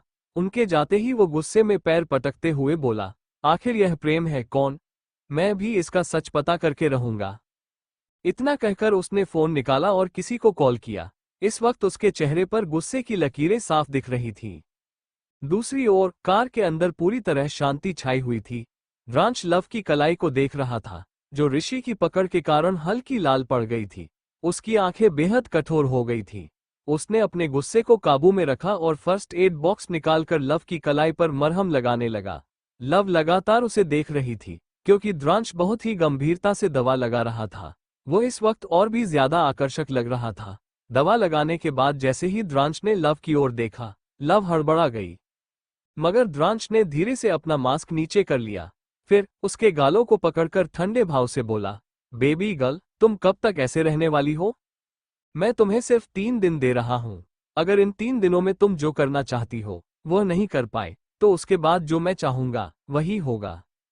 याद रखना, द्रांश रंधावा सिर्फ एक बार लोगों को मौका देता है। उसके बाद तुम मेरे सामने चाहे जितनी भी रिक्वेस्ट करो, मैं तुम्हारी एक भी बात नहीं सुनूंगा, क्योंकि अब मैं तुम्हें इस रूप में और बर्दाश्त नहीं कर सकता। क्या तुम्हें अंदाजा भी है, जब मेरा तुम्हें किस करने का मन करता है तो मुझे ऐसा लगता है जैसे मैं किसी लड़के को किस कर रहा हूँ। जब मैं तुम्हारे करीब आता हूँ मुझे अजीब सा महसूस होता है। इतना कहते ही उसने एक हाथ से लव की कमर पकड़ ली और उसे अपनी ओर खींच लिया। वो नीचे झुककर उसे किस करने ही वाला था कि लव ने जल्दी से अपना सिर घुमा लिया, जिससे द्रांश के होंठ उसके गालों को छू गए। द्रांश ने अपनी आंखें बंद करके अपने गुस्से को नियंत्रित किया और फिर लव की ओर देखने लगा। लव ने अपना गला साफ किया और बोली, अभी तो तुमने कहा था कि मुझे इस तरह देखकर तुम्हें अजीब लगता है। द्रांश ने उसकी एक भी बात नहीं सुनी। उसने लव के दोनों गालों को पकड़कर उसे किस करने की कोशिश की, मगर लव ने तुरंत अपने होठों को आपस में दबा लिया और अपना सिर इधर उधर घुमाने लगी। द्रांश को अब और भी ज्यादा गुस्सा आने लगा था। वो लव को सीट पर अपने नीचे दबा चुका था। उसने लव की पूरी बॉडी को अपने नियंत्रण में ले लिया और दोबारा उसे किस करने की कोशिश करने लगा, मगर लव ने उसे ऐसा करने नहीं दिया। लगभग 2 मिनट तक द्रांश ने कोशिश की, मगर लव ने अपने होंठ नहीं खोले। द्रांश ने उसे लाल आंखों से घूरते हुए कहा, बेबी गर्ल, क्या मेरे करीब होने से तुम्हें कोई परेशानी हो रही है? लव ने जल्दी से जवाब दिया, ऐसा नहीं है। वह आगे कुछ कहती उससे पहले ही द्रांश ने उसे छोड़ दिया और चुपचाप बैठ गया। उसका चेहरा बिल्कुल ठंडा पड़ चुका था। लव उसे समझाने की कोशिश करने लगी, मगर द्रांश ने अपने हाथ से इशारा करके उसे रोक दिया। तभी ड्राइवर घबराते हुए बोला, बिग बॉस, हम पहुंच गए। द्रांश ने बाहर की तरफ देखा। वे लोग इस वक्त ऑफिस पहुंच चुके थे। तभी कपिल ने जल्दी से बैक सीट का दरवाजा खोला। द्रांश कार से निकलने ही वाला था कि लव पहले ही बाहर निकल गई। द्रांश ने दांत भींचते हुए एक नजर उसे देखा और फिर वह भी कार से उतरने लगा। मगर ड्राइवर घबराते हुए बोला, बिग बॉस। द्रांश रुक गया। इस बार उसने बिना किसी भाव के ड्राइवर की तरफ देखा। यह उसका दूसरा ड्राइवर था, जिसकी उम्र लगभग 45 साल थी। ड्राइवर ने सिर झुकाते हुए अपने पसीने को पोंछकर कहा, बिग बॉस, क्या मैं आज जल्दी घर जा सकता हूं? द्रांश ने कोई प्रतिक्रिया नहीं दी, तो ड्राइवर ने समझते हुए आगे कहा, बिग बॉस, आज करवा चौथ है और मेरी बीवी ने मेरे लिए व्रत रखा है। अगर मैं जाकर उसका व्रत नहीं तोड़ूंगा तो वो कुछ भी नहीं खाएगी। ये सुनते ही द्रांश की नजरें और भी गहरी हो गईं। अनजाने में ही उसने लव की ओर देखा, फिर कुछ सोचते हुए बाहर निकल गया। वो बार बार लव की ओर देख रहा था। लव को लगा कि वो गुस्से में है, इसलिए उसने तुरंत उसका हाथ पकड़ लिया और मुस्कुराते हुए बोली, बेबी, क्या आज मैं पूरा दिन तुम्हारे साथ रहूं? द्रांश ने उसे ऊपर से नीचे तक देखते हुए कपिल को आदेश दिया, केबिन में बेबी गर्ल के लिए कुछ खाने को लाओ। ये कहते हुए उसने लव का हाथ पकड़कर उसे जबरदस्ती अंदर ले जाना शुरू कर दिया। लव हैरान रह गई। वो हड़बड़ाते हुए बोली, नहीं, उसकी जरूरत नहीं है। द्रांश रुक गया और उसे अपनी बाहों में खींचते हुए ठंडी आवाज में बोला, क्यों? लव ने साफ साफ झूठ बोलते हुए कहा, वो, मेरे पेट में थोड़ा सा दर्द है, इसलिए मुझे भूख नहीं लग रही है। अगर तुम्हें कुछ खाना है तो तुम खा सकते हो। द्रांश ने ये सुनकर अपनी भौहें ऊपर उठाईं और दोबारा कपिल को आदेश दिया, कपिल, बेबी गर्ल के लिए खाने के साथ साथ एक डॉक्टर को भी बुलाओ। लव कुछ कहने वाली थी, मगर द्रांश ने उसकी एक भी बात नहीं सुनी और उसे अपने कमरे में ले आया। इस बीच डॉक्टर आ चुकी थी। लव सोफे पर बैठी हुई थी और द्रांश उसके बगल में बैठा था। उसने लव का हाथ पकड़कर उसके बालों को कान के पीछे किया और उसके माथे को चूमते हुए कहा, बेबी गर्ल, किस बात से डर लग रहा है? लव घबराते हुए मन ही मन सोचने लगी, पिछले जन्म में इस पत्थर दिल आदमी ने मेरा व्रत तोड़ने की कितनी कोशिश की थी। मैं इस बार नहीं चाहती कि करवा चौथ का व्रत टूटे। चाहे जो हो जाए, व्रत तो मेरा तभी टूटेगा जब चांद निकलेगा।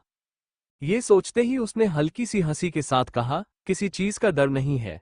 मैं कह रही हूं ना, मैं ठीक हूं। तुम्हें डॉक्टर को बुलाने की जरूरत नहीं है। द्रांश ने टेबल पर रखे खाने की तरफ इशारा करते हुए कहा, ठीक है, तो फिर खाना खाओ। तुम्हारे पास सिर्फ 2 ऑप्शन है, या तो डॉक्टर से चेकअप करवाओ या खाना खाओ। लव फंस चुकी थी। उसे समझ नहीं आ रहा था कि वह क्या करे। वो कभी डॉक्टर को देखती तो कभी द्रांश को। वो भाग भी नहीं सकती थी। क्योंकि द्रांश ने उसे बहुत ही टाइट पकड़ रखा था। तभी लव के दिमाग में एक आइडिया आया। वो द्रांश के और भी करीब जाकर उससे चिपक गई और अपने दोनों हाथ उसकी गर्दन के इर्द गिर्द डाल दिए। वो जानबूझकर उसे बहकाने की कोशिश कर रही थी। लव ने उसके गालों को सहलाते हुए मुंह फुलाकर कहा, हनी, ऐसा मत करो। मैं तुम्हें कैसे बताऊं कि मुझे क्या हुआ है? तुम बहुत अच्छे हो ना, तो मेरी बात मान जाओ। मुझे ना तो डॉक्टर की जरूरत है और ना ही खाने की। मैं बाद में खा लूंगी। द्रांश ने एक डेविलिश स्माइल के साथ उसके चेहरे को हल्का सा ऊपर किया और ठंडे स्वर में कहा, बेबी गर्ल, क्या मैं तुम्हें बेवकूफ नजर आता हूं? लव को समझ नहीं आ रहा था कि अब वह क्या करे, इसलिए उसने बहुत कोशिश करके अपनी आंखों में आंसू लाने की कोशिश की ताकि द्रांश को बहला सके, मगर उसकी आंखों में आंसू ही नहीं आ रहे थे। इसलिए वो रोनी सूरत बनाकर बोली, तुम मेरी कोई बात नहीं सुन रहे हो। तुम क्या मुझे पसंद नहीं करते, है ना? एक मिनट, क्या तुम उस नैना को पसंद करते हो, जो तुम्हारी बचपन की दोस्त है? इसीलिए तो उसने इतना कुछ किया है, मगर तुमने अभी तक उसे सजा नहीं दी। मैं सब समझ चुकी हूं। अब मुझसे बात मत करना और मेरे करीब आने की कोशिश तो बिल्कुल भी मत करना। इतना कहते ही वो जल्दी से उसकी ओर पीठ करके बैठ गई और अपना सिर नीचे कर लिया। उसने अपने झूठे आंसू पोंछने की कोशिश की। द्रांश उसकी पीठ को घूर रहा था। वह सोचने लगा, कहाँ तो वह लव से गुस्से में था और अब लव उससे गुस्सा हो गई। द्रांश ने अपनी मुट्ठी कस ली। धीरे धीरे वहां का टेम्परेचर बढ़ने लगा था क्योंकि उसे लगा कि लव सच में रोने लगी है। वह डॉक्टर को घूरते हुए गुस्से में बोला, गेट आउट। डॉक्टर डरते हुए भाग गई। द्रांश ने तुरंत लव को पीछे से गले लगा लिया। उसने उसकी गर्दन पर किस करते हुए कहा, बेबी। मगर लव उसकी पकड़ से छूटते हुए नखरे करते हुए बोली, छोड़ो मुझे, जाओ उस नैना के पास। वैसे भी उसके दादाजी ने कहा था कि तुम्हारी और उसकी शादी फिक्स हुई थी। यही नहीं, मैंने तो ऋषि के मुंह से भी सुना था कि अगर मैं नहीं होती तो तुम उससे शादी कर लेते। वो झूठ मूठ का रोने लगी। द्रांश ने अपनी पकड़ और कस दी। उसे अब ऋषि पर बहुत ज्यादा गुस्सा आ रहा था। द्रांश ने उसे फिर से गले लगाने की कोशिश की, मगर लव ने उसका हाथ झटक दिया और अपने चेहरे को दोनों हाथों से ढककर रोने लगी। मगर ये सब सिर्फ दिखावा था। पर द्रांश ये सब देख नहीं पा रहा था। उसने तुरंत उसे गले लगा लिया और गिल्टी एक्सप्रेशन के साथ बोला, बेबी गर्ल, डोंट क्राई। इतना कहते ही उसने अपनी मुट्ठी और कस ली। उसकी आंखें लाल हो गई थीं। अगर ऋषि इस वक्त उसके सामने होता तो वो उसे जान से मार देता। लव ने द्रांश से नाराज होने का नाटक किया और केबिन से अटैच रूम में चली गई। उसने अंदर से दरवाजा बंद कर लिया ताकि द्रांश अंदर ना आ सके। इस वक्त द्रांश बेहद गुस्से में था। तभी उसकी एक मीटिंग के लिए कपिल उसे बुलाने आया। बिग बॉस, आपकी मीटिंग।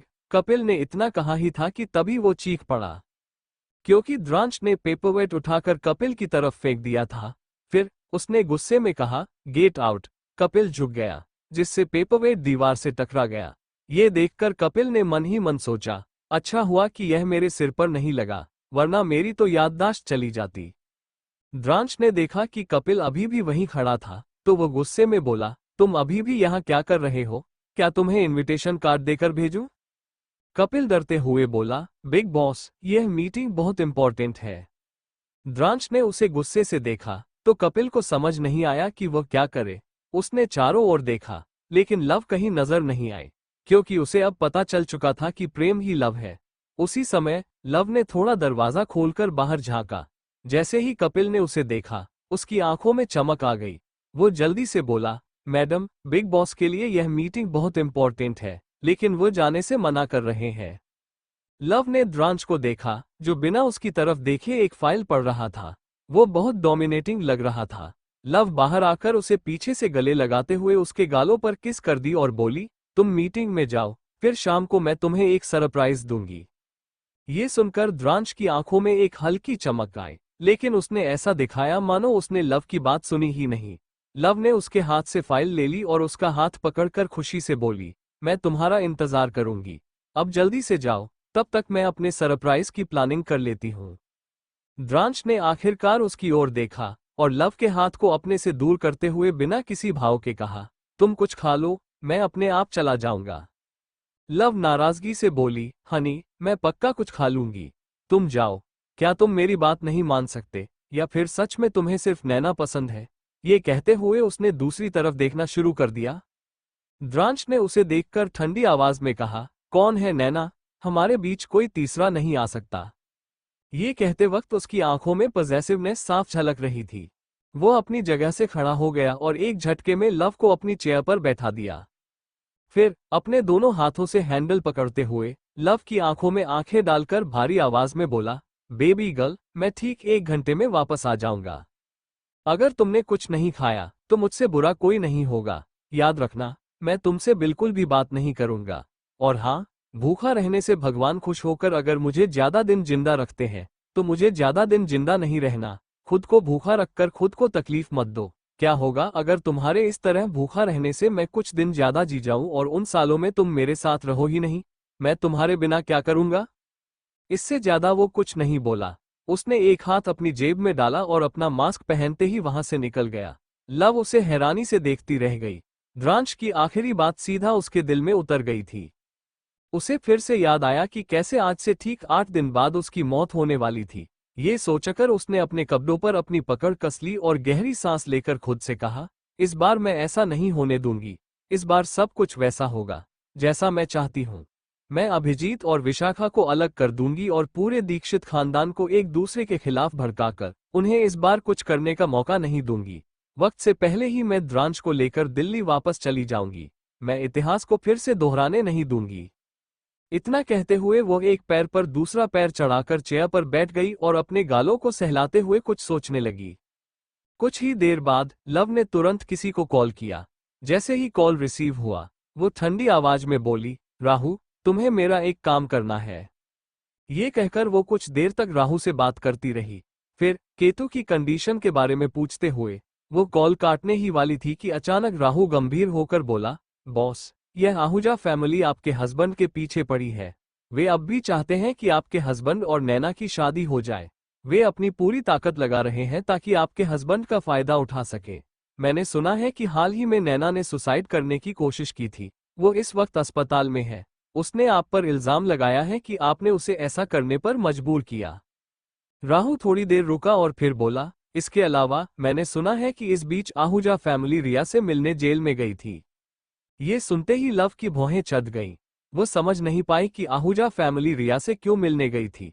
उसने कॉल काट दिया और टाइम देखकर मुंह बनाते हुए बुदबुदाई, क्यों सभी मेरे हस्बैंड के पीछे पड़े हैं? हैंडसम होना भी कितनी बड़ी मुसीबत है। फिर उसने अपने प्यारे हस्बैंड को मनाने के लिए एक अच्छा सा सरप्राइज तैयार करने का सोचकर हड़बड़ाते हुए खड़ी हो गई। केबिन से बाहर निकलते हुए उसने द्रांश के लिए एक नोट छोड़ दिया। कुछ ही देर बाद लव सड़क के किनारे खड़ी थी। उसने सबसे पहले टैक्सी ली और एक होटल की ओर रवाना हो गई। होटल पहुंचते ही जैसे ही वो अंदर गई, अचानक एक जाने पहचाने इंसान को देखकर उसका मुंह खुला का खुला रह गया। उसने माथे पर हाथ मारते हुए सोचा, आज के दिन ही इन दुश्मनों से मिलना जरूरी था। सामने मेघा और रक्षित खड़े थे और रक्षित के हाथ में ढेर सारे गिफ्ट थे।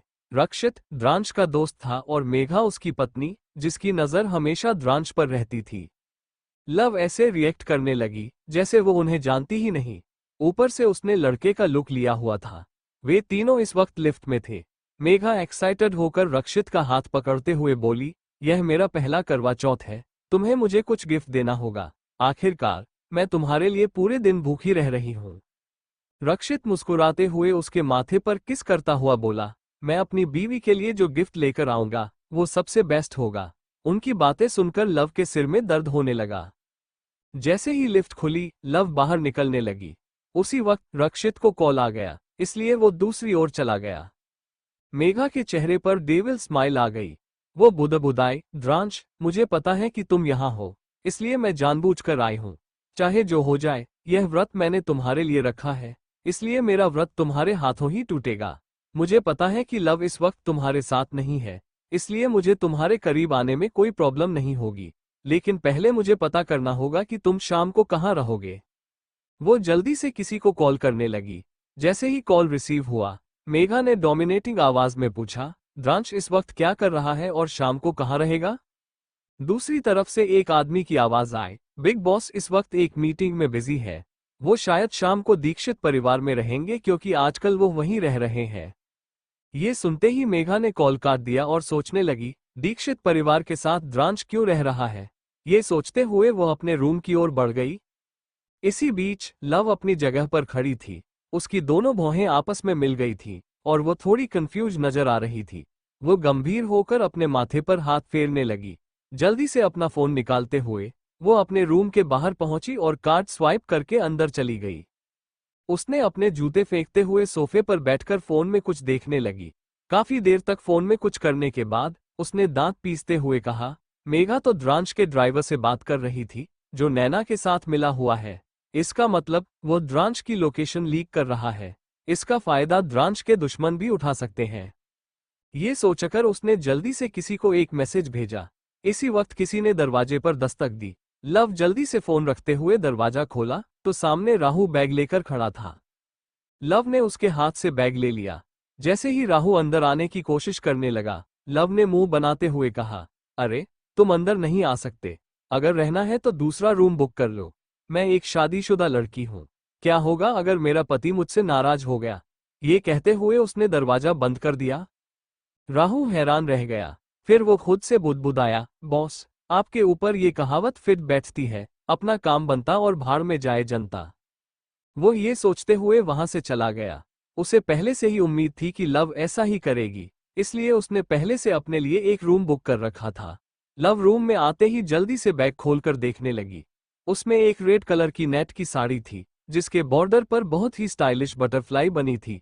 वो साड़ी बेहद खूबसूरत थी। उसने दूसरे बैग में देखा तो उसमें रेड कलर की चूड़ियां और इयररिंग्स रखे थे। इसके अलावा भी कई सामान थे। लव ने साड़ी को किस करते हुए कहा, शादी के बाद ये पहली बार है कि मैं तुम्हारे सामने साड़ी पहनूंगी। अब देखते हैं तुम कैसे रिएक्ट करते हो मुझे साड़ी में देखकर। उसने टाइम देखा तो शाम होने में अभी काफी वक्त था। फिर उसे डीएनए रिपोर्ट की याद आई तो वो जल्दी से रूम से बाहर निकलकर बगल वाले राइट साइड के रूम के दरवाजे को तेजी से पीटने लगी। राहु ने दरवाजा खोला और मुंह बनाते हुए बोला, अब क्या हुआ? अब आपके पति आपको नहीं डांटेंगे? लव ने उसे इग्नोर करते हुए कहा, जाओ और डीएनए टेस्ट की रिपोर्ट लेकर आओ, लेट मत करना। उसके बाद मुझे मेरे बेबी के लिए एक सरप्राइज तैयार करना है, उन सब में तुम्हें मेरी मदद करनी होगी। राहु को आदेश देकर वह वापस अपने रूम में चली गई और दरवाजा बंद कर लिया। राहु थोड़ा हैरान था, फिर मुस्कराते हुए चला गया। लव को अच्छे से पता था कि राहु उसके राइट साइड वाले रूम में ही होगा क्योंकि जब भी वे होटल में रुकते थे राहु उसके पास ही रहता था। देखते ही देखते शाम के 7 बजे बज गए और लव डीएनए रिपोर्ट का इंतजार कर रही थी। उसने राहु को कई बार कॉल किया मगर राहु ने एक भी बार कॉल रिसीव नहीं किया। वो इस बारे में ज्यादा नहीं सोच रही थी और टाइम देखते हुए तैयार होने चली गई। दूसरी तरफ विशाखा, स्वाति और मिसेज दीक्षित भी करवा चौथ के लिए तैयार हो चुकी थी। स्वाति तो दिव्य के साथ रूम में ही थी और दोनों बच्चों का ध्यान रख रही थी। विशाखा अपने रूम में जाकर लव को कॉल करने लगी मगर लव कॉल रिसीव नहीं कर रही थी। विशाखा परेशान होकर खुद से बोली, कहीं प्रेम लेट तो नहीं आने वाला, फिर मेरा व्रत कौन तोड़ेगा?